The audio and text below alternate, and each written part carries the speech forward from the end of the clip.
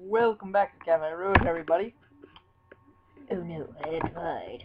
Looking to my left and right, there's an empty closet at the bottom of the stairwell.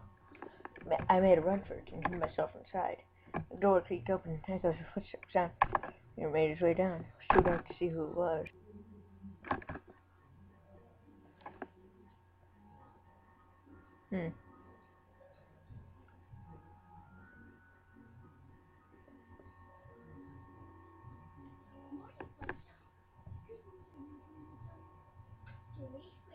Like, oh god, no.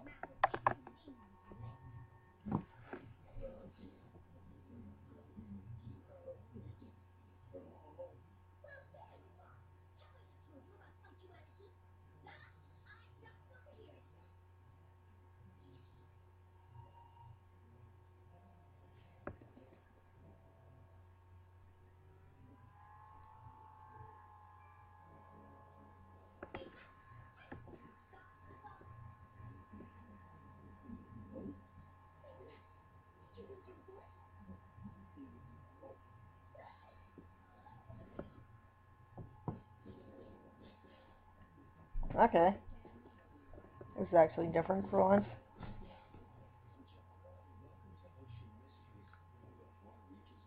This is pretty creepy. Like, look at it. That looks like his mouth. Why does that look like his mouth?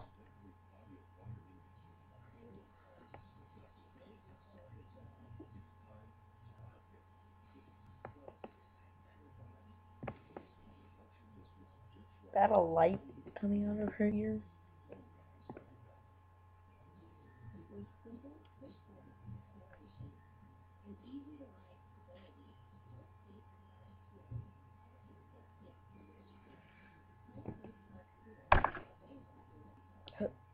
Who was that? I was too afraid to move for an answer. Too late. I didn't bother removing the blade. It was self-stuffed. I climbed up the stairs.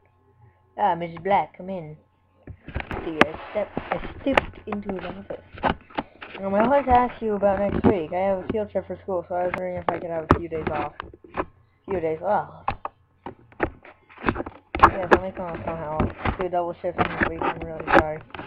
I'm going walk through to my house mainly. Of course, school is important. You don't have to make it up. Really? Yes, it's no problem. Pausing, I looked down, not sure what to say. That sure was easy. Good.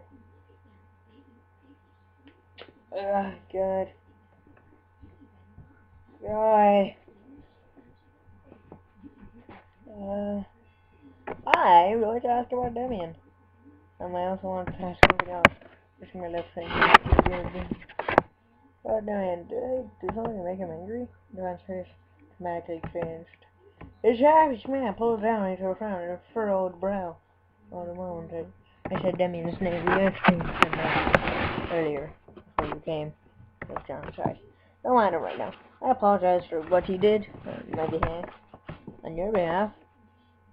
He raised his gaze, fixing his eyes on me. Yes, unlike everyone else here, I know him best. And I know exactly why he put you through that. I was gonna try not to remember the image of a poor boy. But you don't have to worry, it's completely my problem. And I'm sorry you got involved in this, Black. No, I couldn't understand. He must be lying. Are you sure? Are you sure it wasn't me? I must have done something wrong, right? It must be me. Just stiffening, I reached the reprimand. If you put it that way, of course, something is wrong with you. I know. Sorry. I'm sorry. I'll fix myself and I'll get better. Why can't you love yourself more? What? Can't you see how special you are? You work so hard and it's paying off so well. I would have never been happier and such a talented assistant in all the centuries. God, that dude's old! I thought he was hot at first. I'm not even joking. I never said that, but, you know, it's true. I've never been happier making the right choice hiring you. Bending down, he placed a hand on my shoulder. Believe in yourself more, Isis. His eyes pierced mine. Like, why does he always have his hands in his pockets anyway? Like, what if he trips? Hey, it's gonna suck. Like, a lot? I couldn't look away as I took in what he said. He was praising me. Someone was praising me. Mouth gaped open and no words came to mind. Was this really happening? As my silence prolonged and Torrance eyed, he glanced down and stopped at my collar. What's that you're wearing? He pointed at the gold thread of my necklace. I'm pendant. Untying my bow tie, I reached out and pulled on my heart. And Torrance stared, and shock seeping into that face. Where did you get that? Once again, his eyes pierced mine. It's from my best friend. He gave it to me. I flipped over the plate of gold. She has my initials on it. IB for Isis Black. And his face distorted into something like confusion and anguish. He looked at me with a strange, kind of searching despair, as if he was waiting for me to confirm something. When he finally realized I had no more to say, a smile stretched on his lips, but it didn't touch his eyes. Ow. It's very pretty. It's very pretty. You must treasure it. Nodding my head, I had to smile. After all, this was a precious gift from my best friend. I do. With nothing more to say, I left the office. What are you looking for? I guess you didn't find it. Meh. Careless. Now this room here was the dining room of the family. Their butler used the pantry room, which is right in the next room. The tour guide led us through the rooms. The tour guide led us through the rooms of the mansion. It was the middle of the week and second day of the junior field trip to Virginia. Yesterday we spent the day visiting old monuments of the Confederacy. Today we're visiting an old southern mansion and cotton plantation that got restored after the Civil War. Now this bedroom here belongs to the young lady of the house. We headed upstairs, now to the bedroom of the Blanc family. Of course that means white and kind of like French or something. The intricate designs and expensive fabric were beautiful, like something out of Oz. But even with all the eye candy, I couldn't help be distracted. Antoine's face haunted me, along with that conversation I had heard in his office. Not bothering to pay attention, I looked out the window. Below a large shady tree. Oh my god! Is that who I think it is? Like, you know. I mean, like, his hands look like they're in his pockets. It was quite blurry to see through the glass, but I could have sworn there was familiars down below, kneeling at the gravestone. I leaned in closer and squinted my eyes. Watch out! The crack of the glass. Suddenly I found myself falling out of the open. Somebody get help! I can't watch! The line of green was coming too fast. There's no way I could survive out of a two-story hall this high. Closing my eyes, I waited for the impending force of gravity to take me. Strange. The pain I was reflecting. Was I dead? I was to find a human cushion under. Oh, okay. Yep, that was who I thought it was. You. Antoine was clenching his teeth, probably hurt from taking my impact. Did anyone tell you you're heavier than... Did anyone tell you that you're heavier than you look? This is... What? I'm not fat. Why are you even here? I was about to ask the same thing. What are you doing here? Aren't you supposed to be at a field trip? Ah, Mr. Rouge. We both looked up at the window above. The tour guide was waving to Antoine. Thank goodness, you shaved one of our guests. Everyone, this is the owner of the Blanc Mansion, Mr. Rouge. Say what? He donated and restored this mansion to his former glory and made it a museum. The owner of Blanc Mansion? I turned to face him. His eyes refused to meet mine. You should get going now. Lifting me out of him, Antoine quickly got up and left through the mansion door, going inside. I laid there on the grass, not bothering to get up.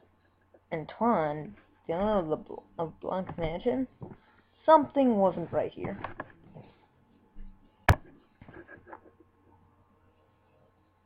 Oh, yeah, ignore the music in the background. I'm just watching My Little Pony. Anyway, field trip. The field trip flew by like a breeze. I was back at school before I knew it, and I had lots of questions dying to be answered. But for now, I need to head to work. Okay, so it's... Okay. I have to... It's like...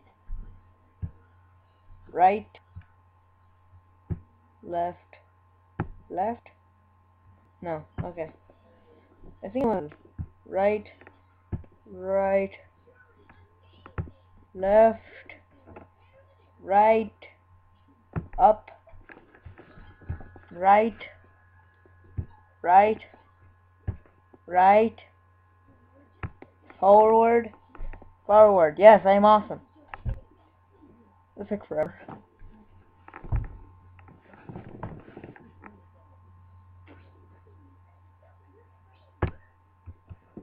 Anyway. Upon opening the starter door, I was surprised to find myself in an empty room. Where is everybody? See? It's the pendant. Haha! I have solved the mystery. Where is everybody? Oh, so for once you can actually explore the place. Making my way to the dining hall. Everybody was all over the place. What was going on?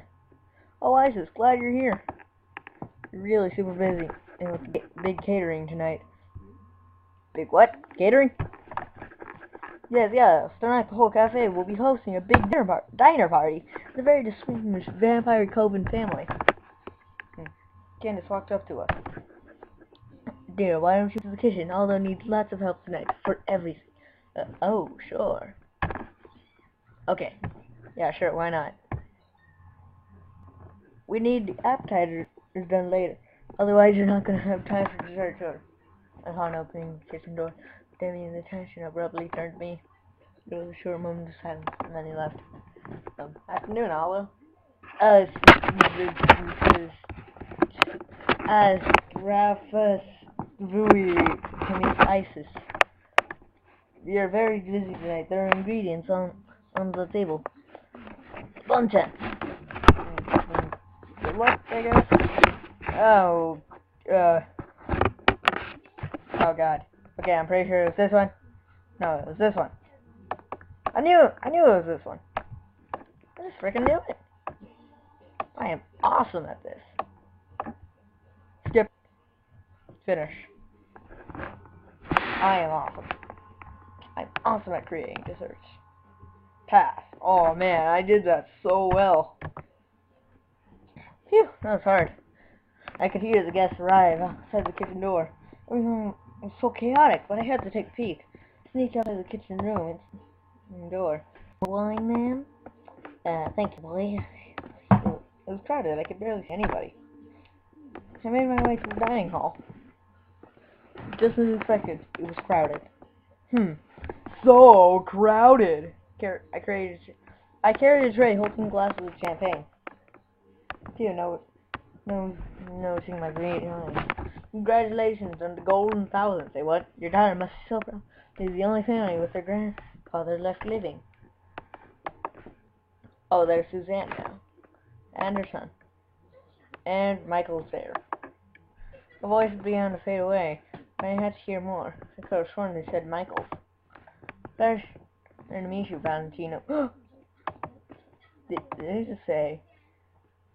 Oh yeah! I'm pretty sure his name was Michael's. People continued crying. Speeding through the crowd, I saw a boy with auburn red hair and violet-hued eyes dressed in a comely black suit was greeting other vampires. I couldn't believe my eyes. Okay, so that's pretty much it for this episode, or maybe even today.